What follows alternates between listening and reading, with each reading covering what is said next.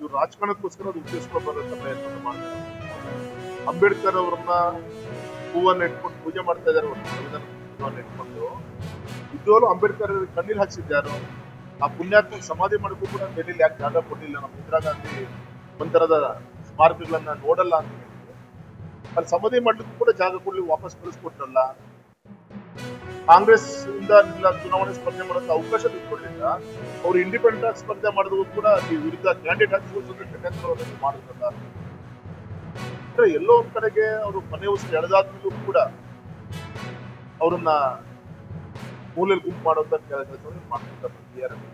ಇದೆಲ್ಲ ಪ್ರತಿಫಲ ಕಾಂಗ್ರೆಸ್ನ ಅಧಿಪತನ. ಎಲ್ಲೋ ಈ ಒಂದು ರಾಜ್ಯದಲ್ಲಿ ನಮ್ಮ ತಪ್ಪಿದ್ರು ರಾಜ್ಯದಲ್ಲಿ ಆಡಳಿತ ಮಾಡಿದೆ.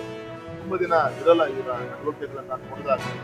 ನಮ್ಮ ಹಿಂದೂ ಧರ್ಮದ ಹಬ್ಬದ ಬಗ್ಗೆ ಆಲ್ರೆಡಿ ಹೈಕಮಾಂಡ್ ಹತ್ರ ಬಹಳಷ್ಟು ಅವರು ಯಾವ ರೀತಿಯಲ್ಲಿ ಹೈಕಮಾಂಡ್ ಹತ್ರ ಬೇಡಿಕೆ ಇಟ್ಟಾರಂದ್ರಿಗಿನ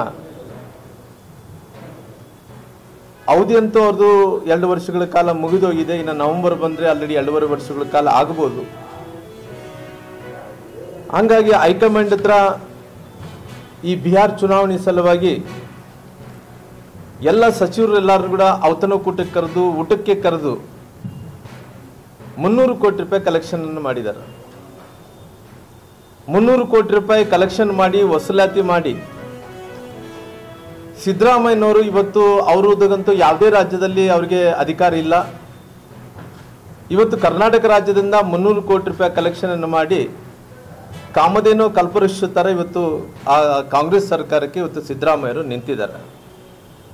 ಹಂಗಾಗಿ ಅವರು ಒಂದು ಬೇಡಿಕೆ ಏನಂದ್ರಿಗಿನ 2028 ತನಕ ಕೂಡ ನಾನೇ ಮುಖ್ಯಮಂತ್ರಿಗಳಾಗಿ ಮುಂದುವರಿಬೇಕು.